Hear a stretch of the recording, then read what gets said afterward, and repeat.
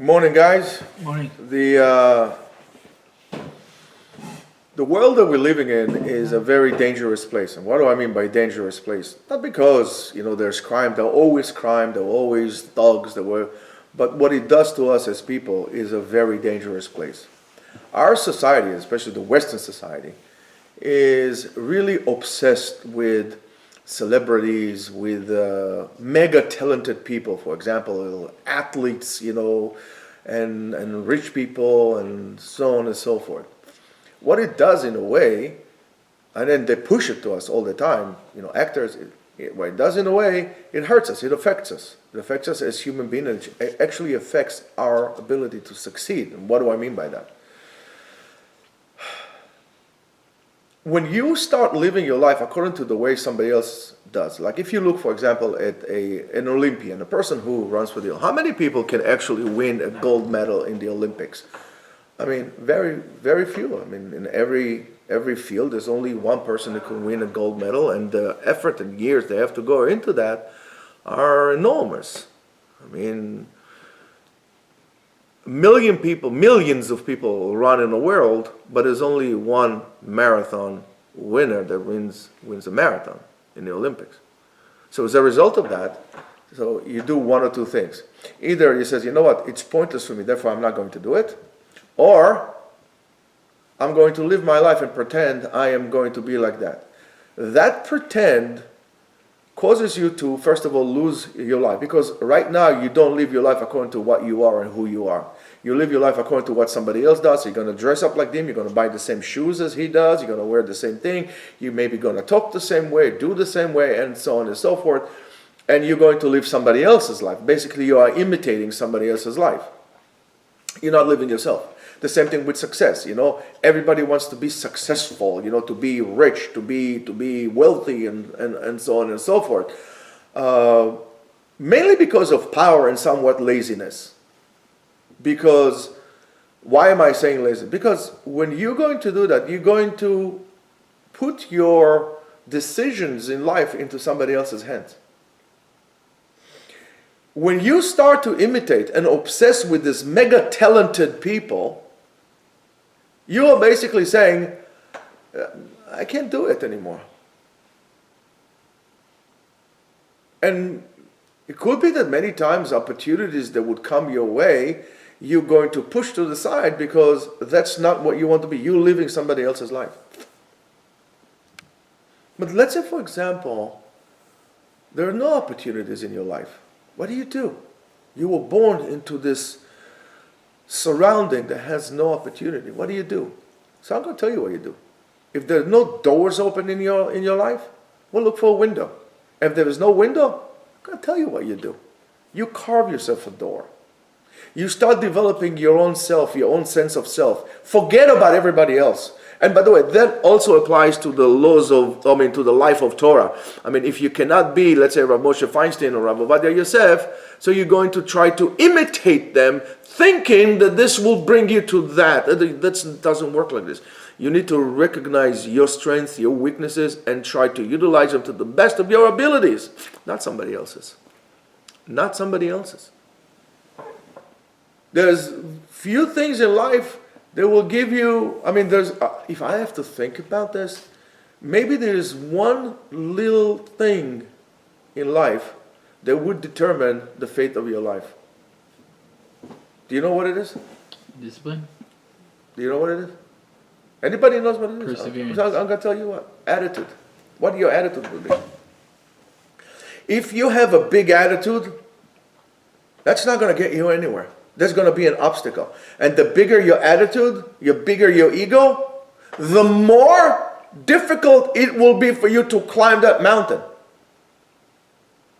Because right now it's all about your attitude. Attitude will cause you're going to live for your image. You have to a certain image to have to go to. Look at Rabbi Akiva. Rabbi Akiva was 40 years old, didn't know how to read and write. Did not know how to read and write. But his wife, Rachel, the daughter of Kalba Savua, heard that he wants to learn Torah. She said, listen, if you want to learn, go learn. And he said, what do you mean, I can go learn? 40 years old, man, I don't know anything. Go learn. Says, okay, fine. Let me go to first grade. sit down, they all imagine like all 5, 6 graders over there. There comes this guy, 40 years old, and he started learning now. Dana Kama, Dana Ba, Aleph Bet, Gimel Dal. He didn't know how to read and write. He had the proper attitude. He had no ego. And in 24 years, he became the biggest scholar since Moshe Rabbeinu. That's the way it works. Don't look at somebody else. Look at yourself. Don't start doing things because there is a certain imaginary expectation that I would be doing this, that at a certain age I should be married, at a certain age I should have a job, at a certain age that doesn't work like this. The key to success is the fact that you need to understand that you make a choice every single day how to live your life. One of the reasons marriages fail is because people marry because there is some kind of an imaginary expectation that by a certain age I'm going to get married to a certain type of woman, from a certain type of family, and so on and so forth. That is a recipe for disaster. That's not a recipe for good marriage. Good marriage is because every single day I choose to be married to this woman. Not one time in my life. Every single day. And to have children is the same thing. Having children is not a circus. It's not a competition. It's not a sport. To have kids is not a sport. If you are expected, oh, hello, you've been married already for 1 year. How come nobody's pregnant yet? The only one I see pregnant is you. You gain weight, my son. That doesn't work like this. When you decide to have a child, and how many children you decide is between Hashem and you. Not your mommy, not your daddy, not your neighbor, no one. And if you choose to if you make the decision to choose to have children, then you're going to probably make the right decisions and assume the responsibility that comes along with children.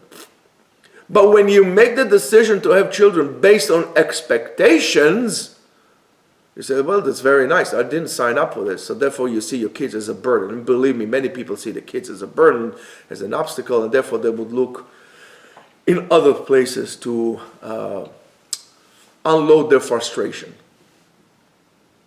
And so is to everything else.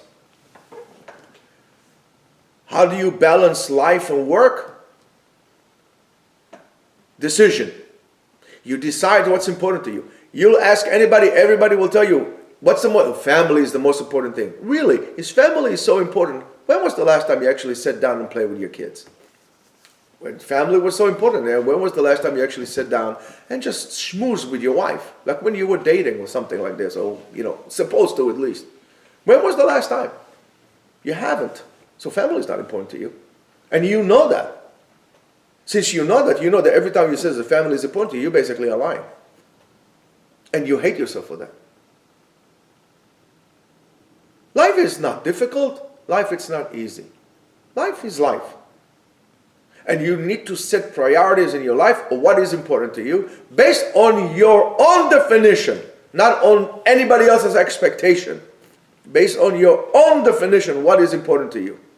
And if you decide to live in a communist commune in Cuba, go ahead and do that. That's your choice. And if you decide to be a mega capitalist, go ahead and do that. If you decide to have 10 kids or you decide to have no kids, it's your choice.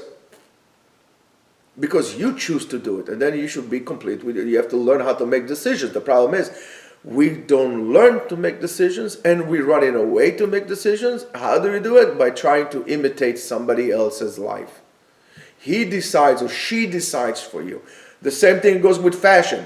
If at a certain point small glasses was installed because somebody decided that's the thing. I mean, the famous case when there was a movie, I think the movie was, if I'm not mistaken, in the 90s, it was Wall Street. Right? In Wall Street, it was like a very powerful, I forgot who was playing it in the movie, but in the movie, everybody was smoking a cigar, all those big shots, Wall Street people were smoking a cigar and wearing suspenders. Guess what happened? At that point, everybody started to smoke cigars. I mean, people always smoke cigars, but it became a big thing to smoke cigars. Everybody at the time wore suspenders. For example, you want to be a menayel of the yeshiva, I saw it. It was ridiculously funny. A lot of people that became menalim in yeshiva, the first thing they did, drop the belt, put suspenders. Yes, it's also because of the belly, but nevertheless, it looks more powerful. It doesn't work like that, Rabotai.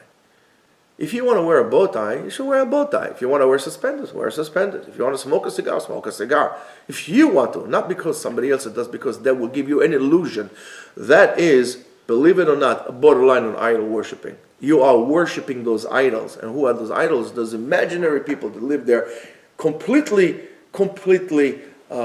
disconnected from real life. If you want to move to Appalachia, go ahead and do that.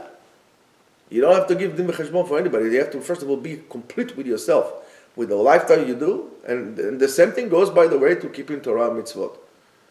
If you want to make sure that you're going to keep Torah and mitzvot, to be a servant of Hashem, you need to do the following. Every single day, make a choice, a decision that is what you want to do. Don't blame somebody else. For that matter, I blame my work. If it was really up to me, I would get up every morning, I would daven, but I don't have time. I really don't have time. I have to go to work. So this is just an excuse. I don't buy it. If it was important to you, you would do it. If it was that more important to you, you would make sure to get a job that would allow you to have this kind of a lifestyle. You choose not to. Don't blame anybody else. It's your decision. It's your decision. And you need to remember that. You need to choose all the time. You need to learn how to make decisions. Don't run away from it. Don't sabotage yourself deliberately. Don't try to bring what we call brownie points by doing things so people would say, "Oh wow, this is absolute." When you do it like this, you're basically doing some form of idol worshiping. Because this is all like Baal Peor. When Baal Peor, they used to do the avodah Baal Peor, they used to, defecate in public. And the more gross it was, the more cheers you got from the crowd. That's exactly what we do.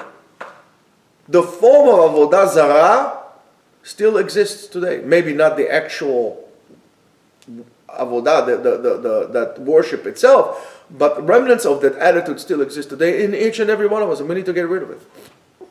We need to be able to get rid of it, to make a bchira. That's why Kadosh Baruch Hu gave us the biggest gift. The biggest gift for your emunah, the biggest gift that HaKadosh Baruch Hu could have given us is the ability to choose. When you choose, you take control over your life. When you take control over your life, you could direct your life to whatever it needs to go, whatever you want it to go. It's your choice. And free choice is a God-given gift to mankind. My suggestion to you, start learning how to make decisions. Stop being responsible. Stop looking at what everybody else does. This superstar and that megastar and that celebrity and that celebrity and all this, male intent, people. You don't care. Don't go near politicians, because that's another form of idol worshiping. There's people who are completely disconnected with what life is and what they want, because they do it all for themselves. I don't believe that most of politicians actually believe in what they're preaching you to do. Politicians are the worst kind of people you should stay away from. I don't care, what your thing is. You could be a mega real estate developer and you've never seen a politician in your life. That's probably why you become so big, because you're disconnected from people. Disconnect from professional sports. Professional sports is very bad for you. Stay away from it. Somebody wants to play basketball, let him play basketball. Why do I have to buy merchandise with his name on it? Like, what am I? What about music? Same thing with music artists. I love, I'll give you an example. I love Andrew Segovia in terms of he plays guitar. What he did with his life, I don't really care. I just listen to the music. I don't really care. I don't love him. I don't try to be Andrew Segovia. I don't talk like Andrew Segovia. I like the way he plays music. I have nothing to do with that. Or movie stars or something or anything like this. This whole, Taylor Swift. What do I care what Taylor Swift does? What do I care about it? Who she's married, who she's dating, who she watched this game. What do I care about this thing?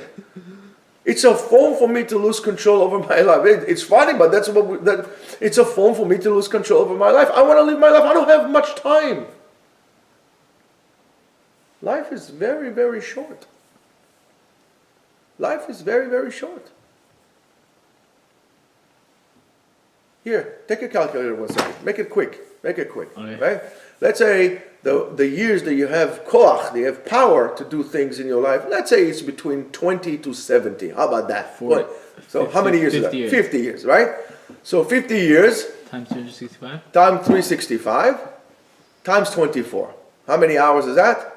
438,000. 400,000. Let's say I give you 500,000 hours in life. If I will give you all the money that you make in the world is going to be $500,000. $500,000. Compare an hour, time is money, right? Yeah. Let's make the analogy like this. And I'm going to come to you have $500,000 between now and the rest of your life. Let's say you're 20, argument's sake. Let's say you're 20 until you're 70 years old. Until you're 80 years old, you have only $500,000. I'm going to come and ask you for $10. You're going to give me $10? No, you're not going to give me $10. You're not even giving me $1. Do you know why? Because listen, every dollar I give you is gone. You're not getting it back. Why are you wasting so many hours idling, watching, obsessing with somebody else's life? Why? You sit down, you watch. For me, miraculously, I wish Torah was the same thing. If you watch an average football game, right? It's 4 quarters or 50 minutes a quarter, right? Last time I checked, how much is that? Should be an hour. Should be an hour, right? Okay. It should be an hour. It's about an hour. How come a football game takes actually 3 hours? You think about this. They tell you it's an hour, but they stole hours from your life, 3 hours of your life. You know why? Because the rest of the 2 hours is all about commercials, about getting your brains, what to buy and what to watch, and what kind of thing you need. And I don't watch this. I don't want this. I want control. I'm going to decide what I need in my life, not you, not anybody. I'm going to decide what I'm going to wear, how I'm going to act, what I'm going to eat, and that's all. I have my own teachers. I have Moshe Rabbeinu, I have the Rambam, I have Maharal Bet Yosef. These are the people that guide my way. These are not the people I worship. I worship only one thing and one thing only. I only worship God and I only believe in God. I don't believe in anyone. I don't worship anyone. I only worship Hashem. And I only believe in Hashem. And I think it will be a good thing for you as well. Have a beautiful day.